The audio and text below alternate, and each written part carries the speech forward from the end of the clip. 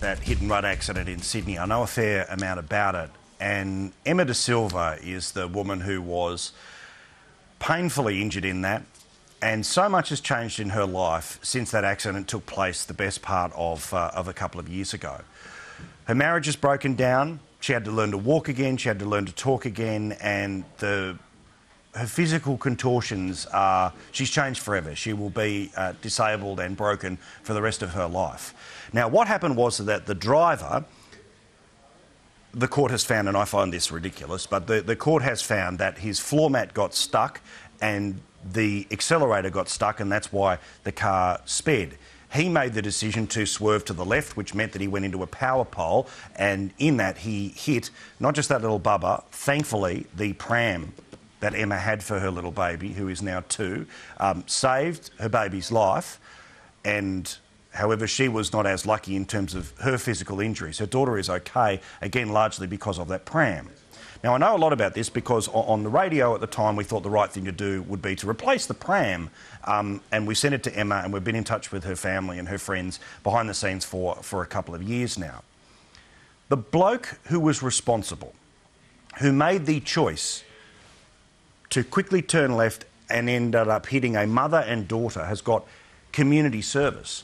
She is disabled for the rest of her life. Her marriage has broken down. Rest of her life. He has got 50 hours community service. He could knock it off in a week. That's it. Now, he didn't deliberately go and run down Emma and her daughter, but clearly he was responsible for it. But before you start automatically thinking, but hang on, Paul, clearly it wasn't his fault. There was the problem with the pedal, and that's why he ran it down. OK, fair enough. But do you know he has never actually apologised?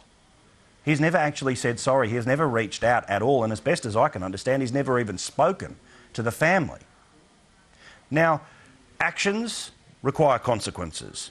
In the case of this bloke, we could do a little bit better than suspending his driver's licence and giving him the same punishment that we would give somebody who would be involved in a graffiti attack on a wall.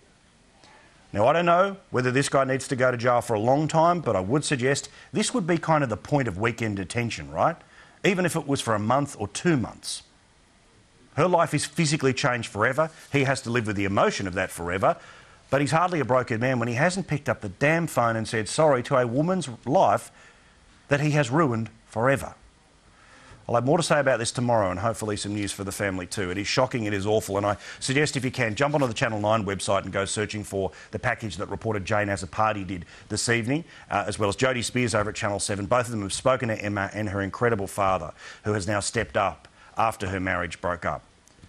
This is a normal Australian family who never thought something like this would happen to them, and it could happen to all of us. We would hope the person who was responsible, at the very least, acknowledged what they did and said sorry, let alone had to pick up bits of paper by the side of the road for 50 hours.